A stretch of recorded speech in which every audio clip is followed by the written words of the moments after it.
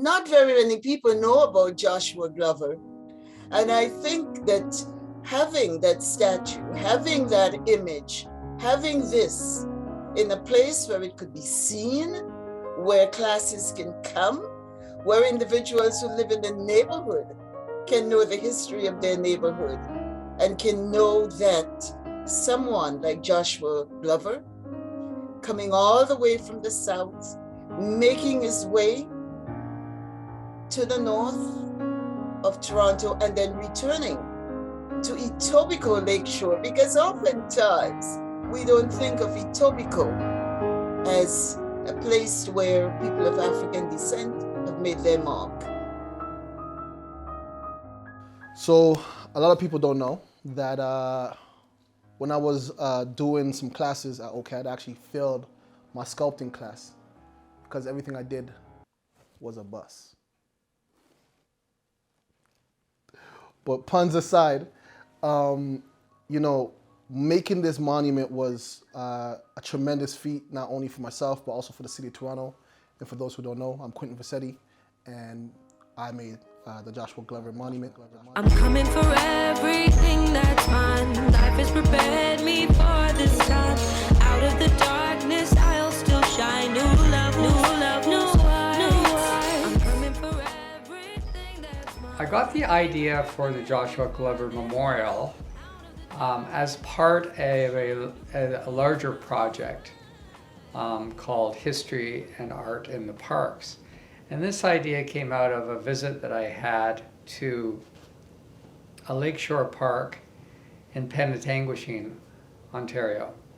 And I was amazed by the number of statues that this small town of Penetanguishene had in its lakeshore, along its lakeshore park. And I thought to myself that, why can't we have some statues in Etobicoke? So I started to research possible sites and people. And I read the book about Joshua Glover, and he seemed like a prime candidate. So I went to the counselor at the time, Justin DiCiano, and I asked him for funding, if funding was available. And they just happened to have $50,000 in funding from Section 37 monies. So that was great, but he asked me which project would I go, which of this, we picked 6 different monuments for 6 different parks. And he asked me which one I was most interested in, and I said, well, Joshua Glover, because it was the most fascinating of all the histories. So we started from there, but it was quite a struggle to convince them that the Glover project was the best. I actually had to get a support from the Black History Society, and they wrote a letter to the counselor. They said they were behind it, and that helped to sway them to direct the money for that purpose. Great to see that this statue has been installed, and it's a long time in coming to have such a symbol in the public space in the city of Toronto. It is important for us as we continue to unearth more stories of the long presence of Black people in Toronto. Black people have been in here since Toronto has been formed as a colonial town and then city.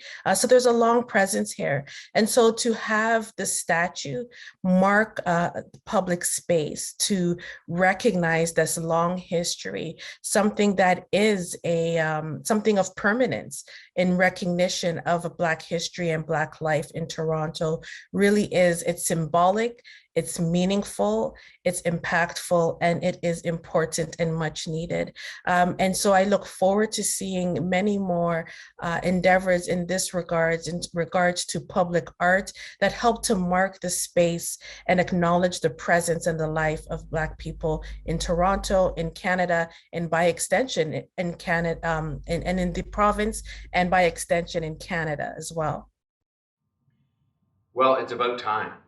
If you look at Black Torontonians, first of all, they've had a very prominent role in the establishment of the city. You can go through all kinds of professions, all kinds of landmarks, scientific contributions, politicians, and they just haven't had any recognition.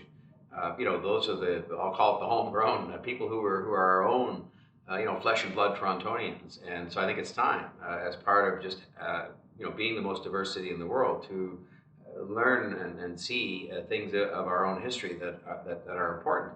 And some of them won't be good because there are chapters of our history that or things that we were more complicit in than we like to believe as Canadians, that I think people need to know about, because they need to know about that both to understand the modern day context within which, say, Black Torontonians live, because there's a whole intergenerational aspect to these things, but also maybe we learn about these things so that we don't have history repeat itself.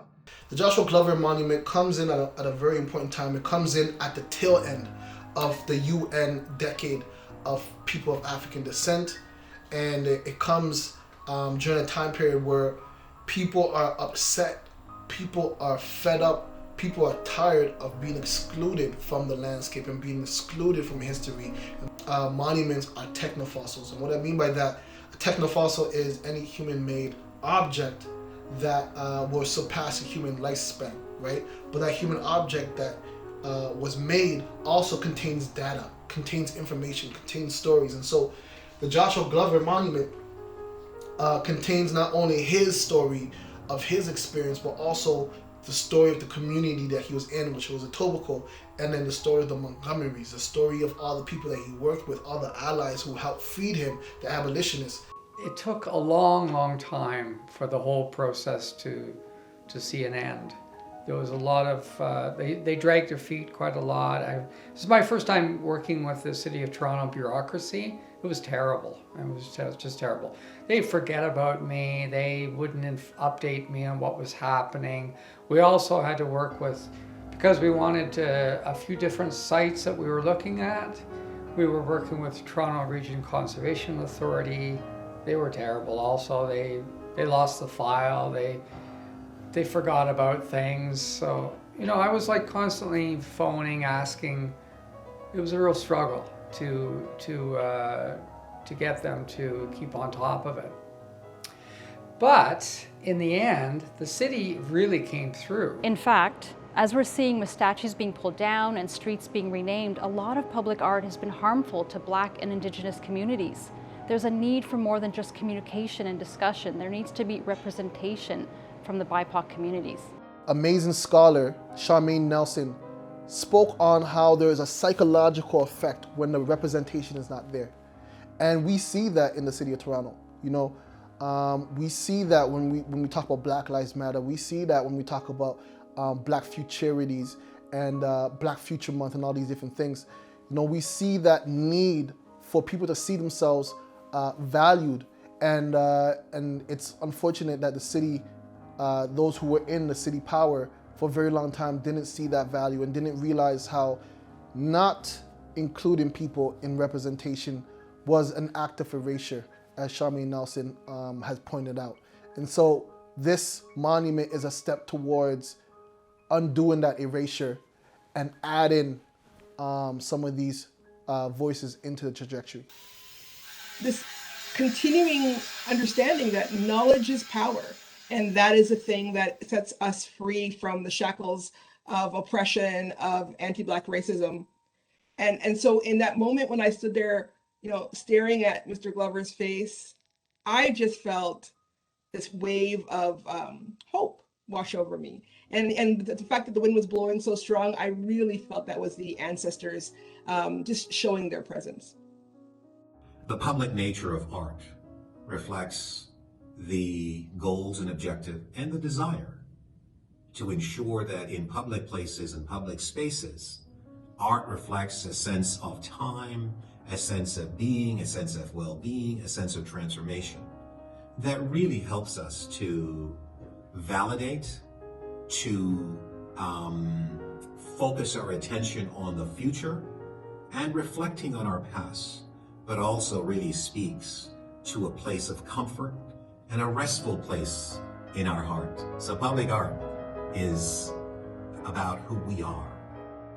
Stepping forward into history is a call for allyship. It's called for unity. It's called for us to think more collectively about our contributions towards the future to make a better community. And needless to say, there was bare issues on this project, but the challenges is what made it so beautiful. So I definitely would say some of the struggles that I had ranged from, one, there's no likeness, like exact likeness of Joshua Glover. So trying to take what was out there from his wanted posters to the mural that they have in West Constant, and just taking the descriptions that I found about him from different books like The Freedom Seeker and so many others.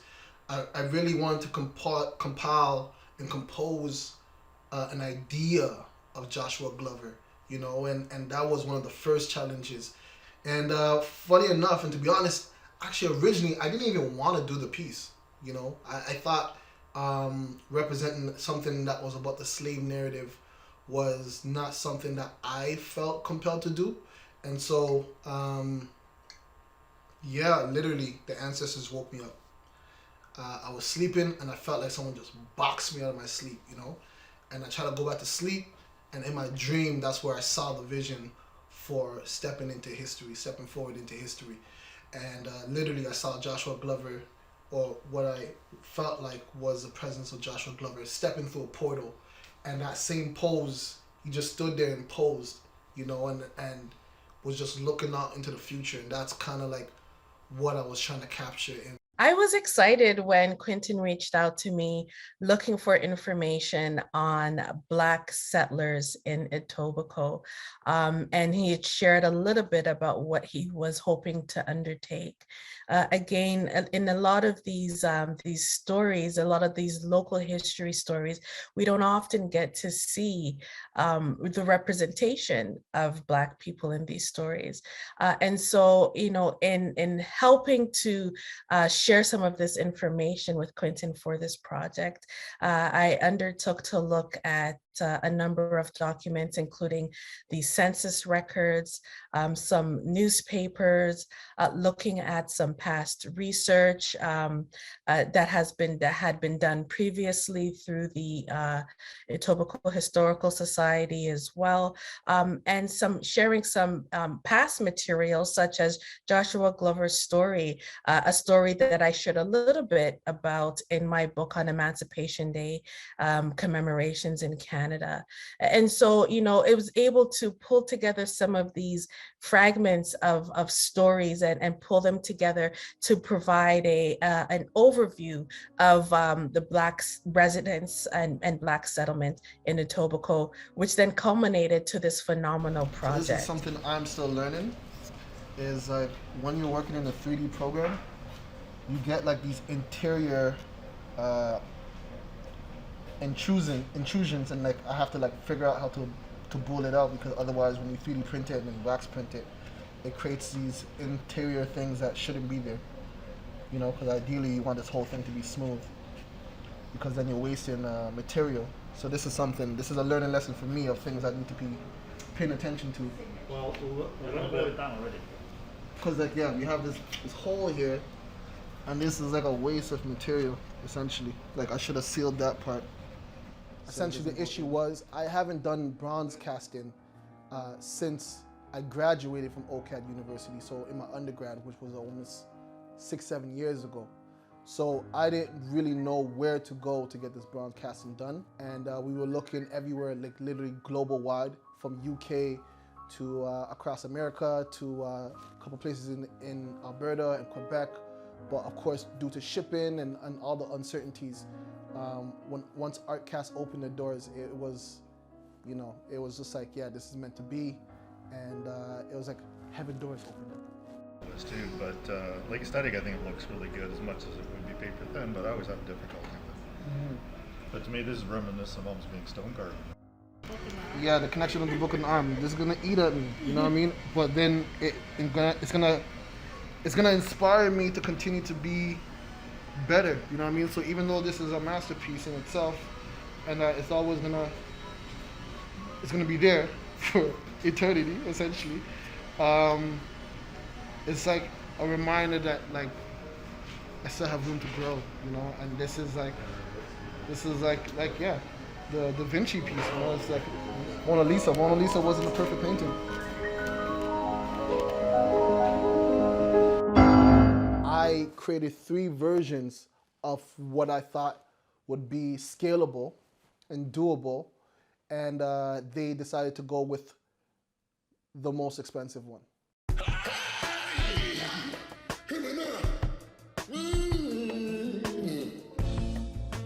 We quickly realized, once we got the quotes from Artcast and even from other foundries, that what they originally expected me to do was not going to be possible. The problem with the location of the statue, they finally decided that they wanted to put it in the new Joshua Glover Park. Well, that park was outside the original area where the money had been granted. So I thought, oh my God, we're going to be faced with another year or 2 of negotiations here. But the city decided, no, we don't have to use that Section 37 money. We'll just use some extra money that they had in their account. I'm really happy that we've had the chance to fund something like the creation of a statue, the statue of Joshua Glover, because of its uniqueness, because of its importance, but also it gives a chance for a Canadian artist to be out there to apply what it is you know and for us to celebrate it. Well, I should say, first of all, I'm in awe of people who can create things like you can, you know, and so to me, Quentin Verchetti joins a distinguished group of people who could do things I could never dream of doing. I can talk, but that's maybe about it. And the artistry of this to me was the transformation that took place with one and the same person, as evidenced by the sculpture, from, you know, somebody in chains to somebody who is a thinker and so on. And it was all done in one, you know, kind of relatively modest-sized piece of art. Backstory is, when it comes to business, when it comes to art and contracts, I'm very much inspired by Biggie, you know. And in one of Biggie's songs, he goes, "I got lawyers watching lawyers so I won't go broke." And what I took from that was have multiple eyes on your contracts. And so I have an accountant, and then I have also another lawyer, a legal lawyer, who looks at my contracts. And so I had both of them look at the contract, and they both outlined a couple of discrepancies that would cause further issues for me financially. And we had to get those ironed out. And so essentially what happened was I didn't sign the contract right away. On media day, the contract still wasn't signed, but we were announcing to the world that I was making this monument. And in pre-conversation with John Tory, he asked me, "Hey, by the way, how big is this thing gonna be?" And, you know, truthfully, I had to tell him, hey, because of issues with the budget, it's gonna be quite small. And, you know, Tory said, "No, we can't have that. You know, we're not have that." He didn't say it like that, but essentially, he stepped in front of live national TV, and he said what he said. You know, he looked to me and he asked me, "If you can make this as big as you want, how big would you make it?" And I said, "Larger than life." And so I not only congratulated those decision makers, the mayor and others who made sure that this happened, that Quentin got the support, and that a location was made for it. Granted, if I had my say, the location would have been a completely different one. But at the same time, it is in a good place, and it is a place that we can consider to be a pilgrimage, a journey where communities from all across Canada and all across Toronto and all across Etobicoke can make a visit to see this monument. So the beauty of this work is that not only is it as part of Joshua Glover Park in Etobicoke, Etobicoke. So I love the fact that it's telling the story of Joshua Glover in Etobicoke, in a place where there's not a lot of public art and there's not a lot of historical monuments. Telling that story is so important to the city, and I'm really, really pleased that happened under my watch. What I especially love about the Joshua Glover Memorial is that there are so many ways you can reflect on it. The memorial stands in a parquet of the same name, and there is an accompanying Heritage Toronto plaque sharing information about Mr. Glover. These three elements allow visitors to reflect on the meaningful piece of art, enjoy the beauty of the parquet, and if they want to go deeper into Mr. Glover's story, there's some information on site for visitors to learn more about him. Now, in terms of the monument itself, what stands out for me the most is the combination of the Victorian and the futuristic elements, the top hat and the clothing, the robotic arm. To me, they represent the history and the future of the Black community, and I see this monument as a very powerful message about the resiliency of the Black community in Canada. So when I saw this particular artistic piece, I was really blown away. It spoke to the long-term presence, the difficult times, the challenges, the enslavement of our peoples, and it also spoke to the pride, to the resilience, and of the future of our presence in this place. And that's, I think, the most important thing about this particular statue. What it does for me is it's a source of inspiration. And it's also a deep reminder that for everybody who has a role where they can create influence and exercise their self-power, we've got to be taking those steps to be able to really kind of lift the curtain to this idea that the full story hasn't been told. So for Black community, for Indigenous community, for people of color, for any community members who feel like their voices have been dampened, to us LGBTQS kind of community members, we have an opportunity through the work that we're doing to make space, to be really, really intentional. And through the Awakenings initiative that we launched in December of 2020 at the Toronto History Museums, we've done just that. We've been focused on making sure that, the narratives that are being crafted are not being crafted through our voice, through our lens, and through our perspective, but we're actually stepping back and democratizing the experiences of creative placemaking. And so I think what needs to be done is that, leaders need to lead. And that means that we sometimes have to make those decisions that helps the struggle of making voices be heard. We have to make that part of our mandate. And we have to make that intentional practice. And that's, I think, a very, very big part of moving the work forward is the intentionality. We've got to show up, we've got to be present, and we've got to be focused on a no more excuses kind of approach for why the work can't be done. We've got to be focused on why the work must be done. Through the allyship of Tori, Thompson, and everyone on the team and everyone involved, essentially we were able to get the support that we needed to make the bus essentially the size that it needed to be impactful and really stand out. I couldn't make it to the selection meeting, but somebody else from our society went, and he was involved in it. And actually, I think I told you this story that afterwards he called me and he said, "Well, Joel, I don't know. It's a bit avant-garde. I'm not sure if you're gonna like it or not. But when I saw it, I loved it. I thought it was great. Yeah, I immediately connected with it." Well, when I was little, I really enjoyed science fiction, and I enjoyed the idea of the potential for superpowers and the potential for what that might mean. I had a great imagination. And I think that when you look at this statue and you see the cyber robotic arm, it's a reminder that while that may not be what our future actually is, it is an indication that we will be here in the future. Well, for the Joshua Glover monument, we 3D printed it in wax. And we started it from the torso, and then when we got to the shoulders, we ran out of material. Do you know what our issue was? We didn't plan ahead.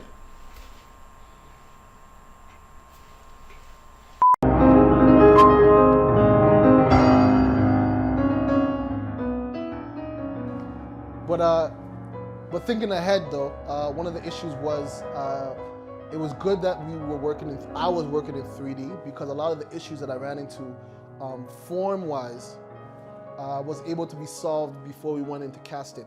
And so one of the issues was the chain links that I originally had were very brittle. And essentially on the 3D model, we realized it will break off pretty easily. And then the other issue was there was a couple weak points in the arm, as you can see with this broken piece, and with the hands. And so, by running digital simulations, we were able to fix those things. And then another thing that I had to take into account was pooling.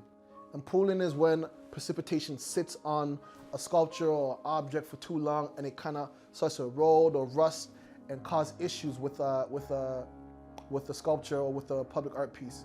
And so I had to tilt his head up a little bit more, which felt more regal and felt more appropriate because it allowed him to look more proud. And so essentially the pooling would allow any water on his hat to run off. And then also we adjusted the angle of his arm, how it extended, in order for water to run off of his arm as well. And so those are all things I had to learn, but we were able to capture in the 3D program by running simulations. Oh, there's so much I love about the work, so much. So on a process piece, I love it that Quentin used 3D printing to make it possible in terms of, so it's one of the most extraordinary pieces where the proposal and the completed work are really, really close. Like, it's amazing. I find that phenomenal. I love the stepping forward part, the movement of the bust. Like, you have a lot of busts that seem very still. This one has so much movement, and it's partly because of the arm, that the cyborg arm that he's leaving behind him of, representing his enslavement. I love that. I love the representation of this individual as a completely imagined Afrofuturist piece. No one really knew what Quentin, we all know what Quentin looks like, but no one really knew what Joshua Glover looked like.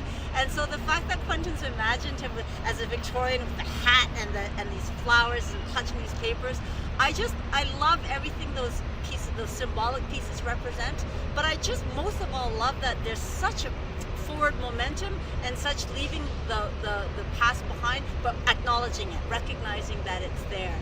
Those are some of my favorite pieces of the art. I love the part you're going from the hand, the arm, all through to the other arm. The other arm's, I think, holding a book, right? So it's just showing the development there. I mean, it's much better than the traditional concept or the picture of the slave with, the sack on his back. This really gets people thinking about how slaves were like machines and treated like possessions. The textures I'm most proud of is the hat. Yo, the hat, fams. Like, getting all that detail, all that rich detail in the hat and the eyes and stuff. Like, I did sculpt things by hand afterwards, but like a lot of the heavy lifting was done on the digital aspect. So I created, actually, I'm glad you asked that, I created the pattern based off of Victorian style damask patterns of that time period, and I used the hibiscus flower, the same flower that's in his hat, and the hibiscus flower represents his African ancestry. So I used that hibiscus flower to make this pattern. It's kind of like the ancestors are spewing out, They're kind of spewing out the inspiration and opening his mind. So that flower represents Joshua Glover's mind and him choosing freedom. And so that's what's the pattern that's adorned on his hat. And so I was able to create this pattern in Adobe Illustrator, then bring it into the 3D software, and then create the texture, And that's something I'm most proud of. It's like that small little detail that people may not notice, but that I'm most proud of. Why is it so difficult to travel with a statue? Because they just stand there and stare off into the distance. Essentially, I ended up finishing the sculpture faster than the park was able to be completed, and some of the designs weren't finalized. And so essentially the contractors working on the park needed to figure out what was the complete weight of the piece and where the concrete pad will go in the park. The plinth that I chose, which was coming from Zimbabwe, and it's called Galaxy granite. Like, it was bomb. It was like, when y'all see it in person, you would know what I mean. This Zimbabwe Galaxy stone had to go from Zimbabwe to be cut in another country, but then they realized that the stone was a lot denser and stronger than they thought it was going to be, and so they had to be hand cut. And so there was a lot of delays due to what was going on in the world at the time. And so essentially the plinth didn't arrive until like a week or 2 weeks to the unveiling of the statue. I was at the unveiling of the monument. It was a beautiful July day with the wind just about blowing. And I have some photographs that were taken that day with everybody's ties blowing in the wind and hair blowing in the wind. So it was as though the news was being spread through the wind that this important unveiling was happening, as though nature was in accordance with what we were doing at the time, being at the unveiling. And so as I listened to the libations that were poured in typical African fashion, and as I watched the dignitaries who were present and the community who stood around, I recognized that we were doing something that was really important, that we were making a mark, that we were acknowledging that Toronto, for the very first time, was setting up a monument of a Black person, a Black man who lived and worked among us. Well, when I say among us, among the generation before, and that we were marking this. And so for me, the unveiling was presented an opportunity to puff the chest up with pride and to say, yes, thank you, Toronto. Thank you, Quentin. It's a beautiful, beautiful sculpture. Something that we're proud of, something that we will continue to be proud of, and that we should have. It's an example of what more we can do. So I can take myself back to the unveiling that day, standing in Etobicoke at the Joshua Glover Park, and the wind was just really strong. And I felt like that was the voice of the ancestors blowing across that park that day. I just felt it was not an accident, because the sky was bright, it was crystal clear. But what stands out to me is the dignity projected in the face of Mr. Glover through the work that Quentin Vercetti did on the Joshua Glover Public Art statue. He looks strong, he looks proud. And for me, this is representative of, the struggle of Black people brought forcibly to this continent through the transatlantic slave trade. And but then one of the issues was we wanted to change the height of the piece because we realized it was going to be too tall. And so we wanted it to be somewhat eye level to an average human being. And so the delays worked out in our favor because we were able to cut the plinth down just by a couple inches to make it a little bit more level. Where if it would be possible to have a couple of inches shaved off the length of the plinth. I don't know if that's too late in the game or not, but I figured I would give you a call to pick your brain about it. It's almost 10 inches, I think, isn't it? But what was sacrificed in all of that was the dais, the platform footing of the plinth was sacrificed in all of that. But it's all good. It still looks beautiful. It goes straight into the earth, which grounds it puns intended. This was made in the midst of a pandemic. I don't think people realize this was made in the midst of the height of the pandemic. And so there were so many limitations, so many restrictions that was happening during the time period. And so, you know, there was all reasons for me to ask for an extension. There was all reasons for me to give up. There was all reasons for me to feel hopeless at certain points, you know, when I couldn't go to the Foundry or when I couldn't go to my studio, or it just didn't feel safe to be in certain places. And really and truly what happened was, you know, the passion prevailed, you know, the purpose prevailed. And Arcast did such an amazing job of like really holding on and maintaining the integrity of the vision that I had. And despite things being off a little bit, like maybe like I didn't complete the pattern perfectly in the suit or in the shirt, you know, all the little imperfections is what made it perfect, because Joshua Glover's life wasn't perfect. And so it made sense that this piece had so much complexity to it, in a perfect way and in a perfect imperfect way as well. Why can the Joshua Glover statue be a great weather reporter? Because it was made to forecast.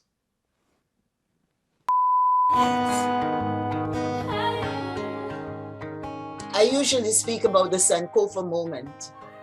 And when I speak about Sankofa in the sense of looking back, knowing the history of the past, knowing the things of the past, how we could examine them in today's world, in the present, and how we need to go forward. And I see that monument of Joshua Glover almost in that light. Because if when we go back, Sankofa-wise, we have to plot the future from the knowledge that we have of the past. This statue represents a great part of Canadian history, and that Canadians don't realize.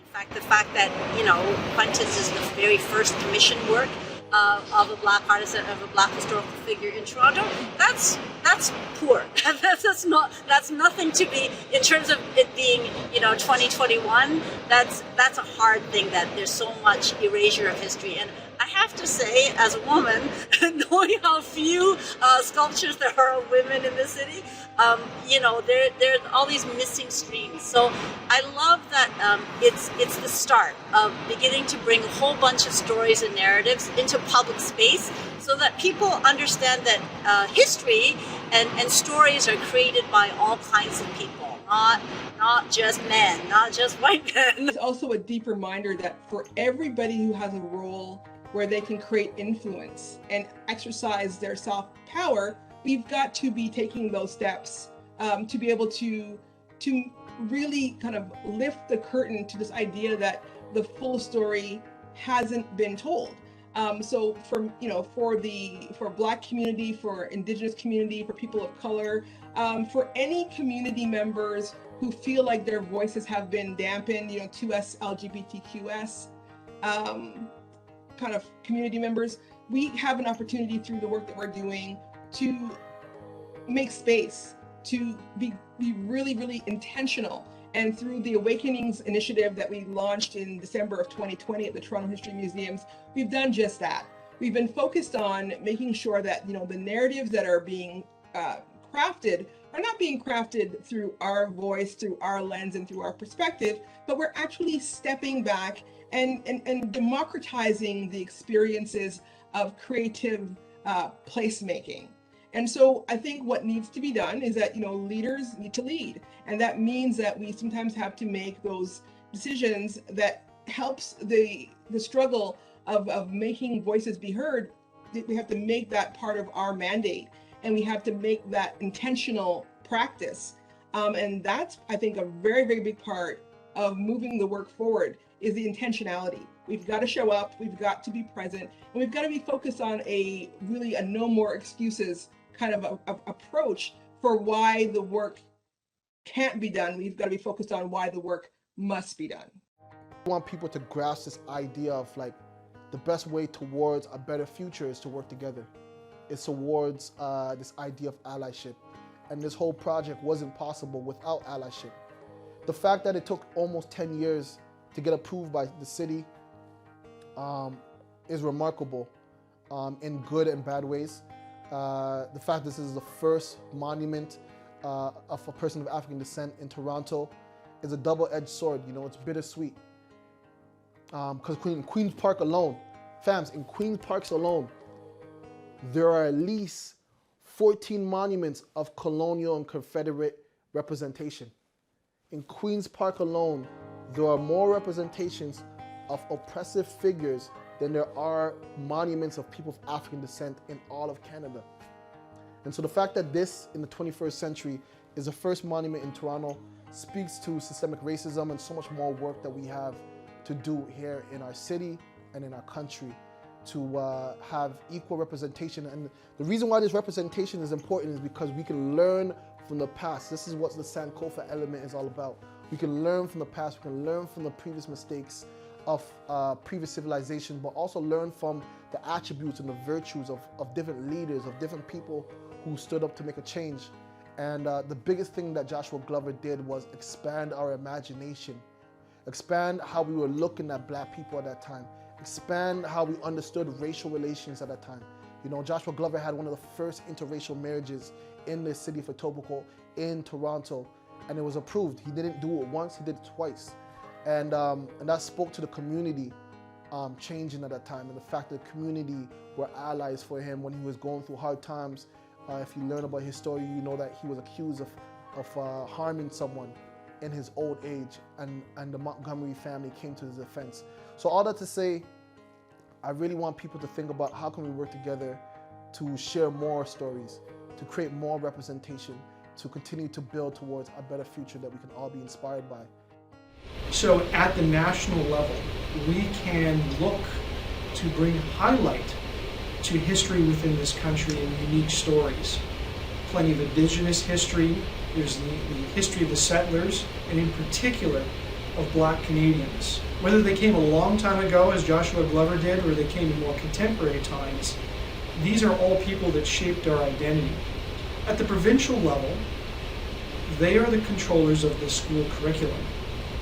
And I think it is imperative that stories such as Joshua Glover get written into the history books and become part of the lessons that children talk about, learn about in school, and in many ways reflect upon themselves as to who it means to be themselves on their own journey of self-discovery, by understanding the others that walked before them. And then, of course, in the City of Toronto, there's organizations such as the Etobicoke Historical Society. We need to continue to recognize the value that they bring, both to preserve our history, but to also celebrate it, to put it into action, to get it over to the eyes, the ears, and the mouths of the citizens that live in this community, and make it a topic of discussion every day. Short answer is funding. Whether it's through private donation, corporate funding, or government grants, in order to be able to tell these important stories, funding is needed. Not only for established creatives, but for those who are also up and coming. And one of the things I would love to see while Jean Augustine is still alive is for us to honor her with a monument. That's something I would like to see next. Another thing is I would like to see more mentorship, more apprenticeship, and more Black artists working within public art. And that can only happen by creating more institutional support for those artists to have access to those things. Because Managalai, this thing not cheap. You know, and it is expensive to work in this realm. And so I asked the question, you know, why do some sculptors become famous after they start making art? And it's because people often take the practice for granted. We need more of it. It's not enough. And great artists like Quentin Vercetti are going to play a tremendous role as we progress in the future of more public arts in the City of Toronto.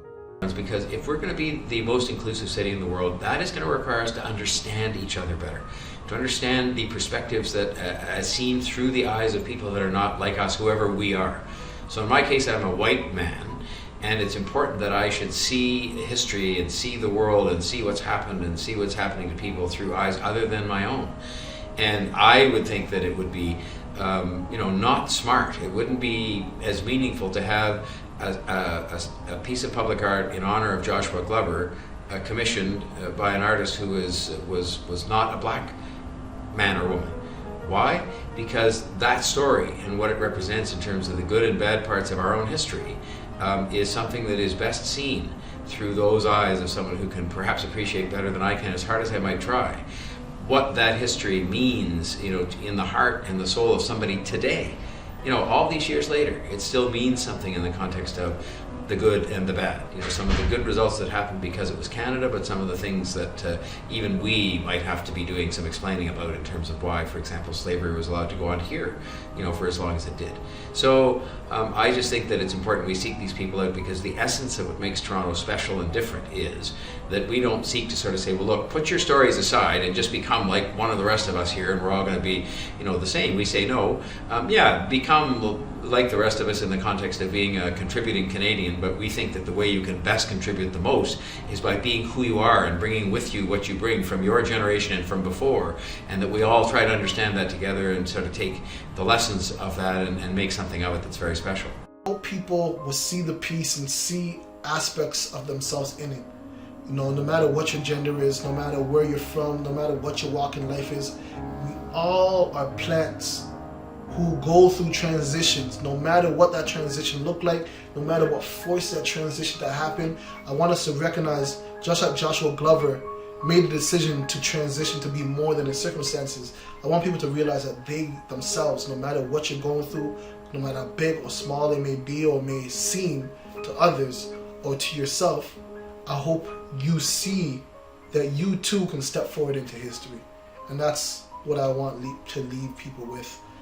I think that there is an obligation now on the City of Toronto, not just to have Joshua Glover's monument placed in a parquet in Etobicoke, but to make sure that that information is shared throughout the city, throughout the province, and that educators, teachers, historians, and others would use the story of Joshua Glover as motivators for community, for people, for youth, and that a pilgrimage, as I said earlier, a pilgrimage by schools, especially the schools in the area, to look at and to see the monument, and also to look at the landscape and look at the geography of the place at the time. Because again, with global warming and with so many other environmental challenges, we know that the area is gradually, with the river there and everything else, that things are changing. And again, it's great reflective. You can teach geography there, you can teach history there, and you can teach all of the social studies as it relates to people. I think also we need to be reminded that as people of African descent, we owe so much to the first peoples who were here, who welcomed us and who shared this land and this space and this place with us, and always pay homage to that.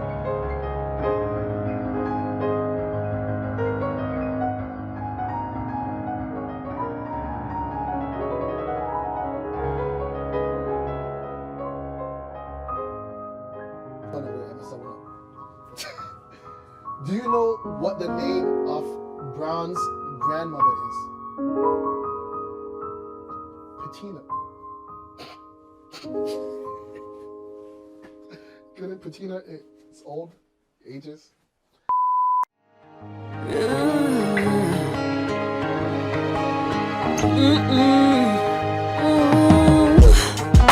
I am stronger than my body gives me credit for. Been through some things, I've seen some things, yeah. One of the many, so many lives were slain. Night and day I fought the pain, held on to faith until my freedom came. No matter how hard it gets, or how bad it all seems, I'll never give up, it's not in my blood. Got this plinth from Zimbabwe, right? And it's like a beautiful, beautiful plinth. And I realized, you know, even though it's so difficult to get, nobody argued that this was the right one. And then I realized, do you know why you shouldn't ever argue with a plinth? Because they often think they are outstanding and upright.